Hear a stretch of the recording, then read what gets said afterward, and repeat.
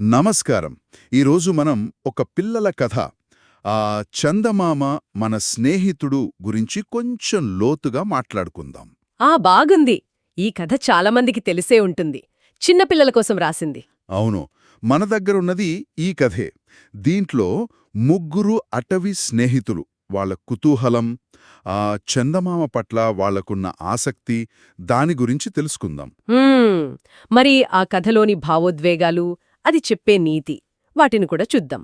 సరే, మరి కథ ఎలా మొదలవుతుంది? ఆ ప్రారంభ సన్నివేశం అది ఒక సాయంత్రం వేళ అడవిలో ముగ్గురు స్నేహితులుంటారు కదా. బన్నీ కుంవేలు, చిక్కీ ఉడత, గోలు ఎలుగుబంటిపిల్ల. ఓహ్, ఆ ముగ్గురునా? అవును. వాళ్ళు హాయిగా ఆడుకుంటూ ఉంటారు. సరిగ్గా అప్పుడే ఆకాశంలో మెల్లగా చందమామ పైకి వస్తాడు. వాళ్ళ దృష్టి వెంటనే అటు వెళ్తుంది, అంతేనా? అంతే. వాళ్ళు ఆ చందమామను చూస్తారు. ఆ చూడగానే వాళ్ల మొదటి స్పందనేంటి?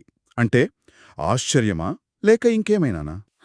కేవలం ఆశ్చర్యం కాదు, కొంచెం ఎక్కువ. ఒక రకమైన అబ్బురపాటు, ఆరాధన లాంటిది. వాళ్ల మాటల్లోనే అది ఎలా తెలుస్తుంది. బన్నీ అయితే వావ్, ఎంత బావున్నాడో అంటాడు చూడండి. చిక్కీ ఏమో దాన్యొక వెండి బంతిలా మెరిసిపోతున్నట్లు పోలుస్తుంది. ఇక గోలు ఊహ అదింకాస్త భిన్నం. చందమామలో అమ్మమ్మ నూలు వడుకుతున్నట్లుంది కదా అని ఊహించుకుంటాడు. అంటే ప్రతి ఒక్కరు ఊహ ఒకోలా ఉందన్నమాట. అవును. ఈ ఆశ్చర్యం, ఈ ఆరాధన, ఇవన్నీ కలిసి వాళ్లలో వెంటనే ఒక కోరికను పుట్టిస్తాయి. ఏమిటా కోరిక? ఆ చందమామతో ఆడుకోవాలని. ఓ, పిల్లల సహజమైన కోరిక కదా. ఆ అందాన్ని చూసి దాన్ని తమ ఆటలో కలుపుకోవాలననుకున్నారు. ఖచ్చితంగా. చాలా సహజమైన, అమాయకమైన కోరికాది. మరి దానికోసం వాళ్ళేం చేశారు? ప్రయత్నాలేమైనా చేశారా? వెంటనే వదిలిపెట్టారు. దాన్ని ఎలాగైనా అందుకోవాలని. బన్నీ తన శక్తి కొద్దీ పైకి గెంతుతాడు. కుందేలు కదా, గెంతడం దాని నైజం. అవును. మరి చురుకైన చిక్కి ఏం చేస్తుంది? పక్కనే ఉన్న చెట్టుపైకి వేగంగా ఎక్కేస్తుంది. చందమామను అందుకోవచ్చని ఆశతోనే. ఇక గోలు ఏమో కొన్ని రాళ్లను ఒకదానిపై ఒకటి పేర్చి దానిమీదకి ఎక్కి చూస్తాడు. వాళ్ల ప్రయత్నాలు చూస్తుంటే వాళ్ల పట్టుదల, ఆశ తెలుస్తున్నాయి. నిజమే. కాని వాస్తవం వేరుకదా. చందమామ చాలా దూరంలో ఉన్నాడు. అంటే వాళ్ల ప్రయత్నాలు ఫలించలేదా? లేదు, ఏవీ ఫలించలేదు. వాళ్లకందలేదు. అయ్యో, మరి ఆ తర్వాత వాళ్ళు నిరాశపడ్డారా? కథ ఎలా మలుపు తిరిగింది? అక్కడే కథలో ఒక ముఖ్యమైన వ్యక్తి వస్తారు.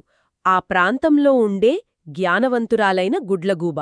ఓహ్, గుడ్లగూబ జ్ఞానానికి ప్రతీక గదా చాలా కథల్లో. అవును. అది వాళ్ల ప్రయత్నాల్ని, ఆ తర్వాత వాళ్ల ముఖాల్లో కనిపించిన చిన్న నిరుత్సాహాన్ని గమనిస్తోంది. గమనించి వాళ్ల దగ్గరకు వస్తుందా? వస్తుంది. వచ్చి పిల్లల అమాయకత్వాన్ని అర్థం చేసుకుని చాలా నెమ్మదిగా, ఓర్పుగా వివరిస్తుంది. ఏం చెబుతుంది? పిల్లలు చందమామ చూడ్టానికి దగ్గరగా ఉన్నట్టు అనిపించినా నిజానికి చాలా చాలా దూరంలో ఉన్నాడు అని చెప్తుంది. అంతేకదా, ఆశించింది అందనప్పుడు బాధ కలుగుతుంది. నిజమే. కాని ఇక్కడే గుడ్లగూబ పాత్ర చాలా ముఖ్యం. పిల్లల్ని ఓదారుస్తుంది. ఎలా? గుడ్లగూబ అంటుంది, చూడండి, చందమామ మనతో వచ్చి ఇలా ఆడలేకపోవచ్చు.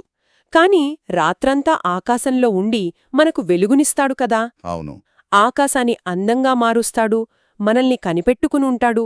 అలా చూస్తే చందమామ మనందరికీ స్నేహితుడే కదా అని చెబుతుంది. అక్కడే ఆ కథ పేరుకు చందమామ మన స్నేహితుడు అన్నదానికి అర్థం వస్తుందన్నమాట. ఖచ్చితంగా. స్నేహితుడు అంటే కేవలం ఆటాడుకునేవాడే కాదు. అంటే వాళ్ల దృష్టికోణాన్ని మార్చేసింది గుడ్లగూబ. భౌతికంగా ఆడలేకపోయినా మరో రకంగా స్నేహితుడు ఎలా అవుతాడో చెప్పింది. అవును. ఆ మాటలతో పిల్లల్లోని నిరాశపోతుంది. ఒక కొత్త అవగాహన వస్తుంది. మరి వాళ్ళేం చేస్తారు? వాళ్ళు మళ్లీ చందమామ వైపు చూస్తారు. కాని ఈసారి అందుకోవాలనే ఆశతో కాదు, స్నేహభావంతోనా? స్నేహభావంతో. వాళ్లు నవ్వుతారు. ఆ వెన్నెల వెలుగులో చందమామ కూడా తిరిగి తమను చూసి నవ్వుతున్నట్లు వాళ్లకనిపిస్తుంది. చాలా బాగుంది. అక్కడితో కథ ముగుస్తుందా? అవును, అక్కడితో కథ ముగుస్తుంది. చాలా అందమైన ముగింపు. మరి ఈ చిన్న కథ ద్వారా మనం, అంటే పెద్దవాళ్లం కూడా గ్రహించాల్సిన ముఖ్య విషయం ఏమైనా ఉందా? ఉంది. అదేంటంటే, కొన్నిసార్లు మనకు అందని వాటి గురించి మనం బాధపడతాం. కాని వాటి ఉనికిని, అవి పరోక్షంగా మనకిచ్చే ఆనందాన్ని గుర్తించడం ముఖ్యం. ఇక్కడ స్నేహితుడు అనే భావన మారిపోయింది కదా. కేవలం ఆట సహచరుడు అనే స్థాయి నుంచి ఒక ఓదార్పునిచ్చే ఉనికిగా, దూరంగా ఉన్నా తోడుగా ఉండేదిగా మారింది. అంతే వాస్తవాన్ని అర్థం చేసుకుని దానితో మన బంధాన్ని, మన దృక్పథాన్ని మార్చుకోవడమన్నమాట. అంటే మనం భౌతికంగా పొందలేని వాటితో కూడా మన అవగాహనను మార్చుకోవడం ద్వారా ఒక బలమైన, అర్థవంతమైన బంధాన్ని ఏర్పరచుకోవచ్చు అని ఈ కథ చెబుతోంది. నిజమే. ఈ పాత్రలు తమ అవగాహనను ఎలా మార్చుకున్నాయో ఆలోచిస్తే మన జీవితంలో కూడా ఇలాంటివి ఎదురైనప్పుడు ఎలా స్పందించాలో తెలుస్తుంది కదా. బహుశా కొన్ని అందాలను దూరం నుంచే ఆస్వాదించడంలో ఒక ప్రత్యేకత ఉందేమో. అవును, అదో గొప్ప గుణం.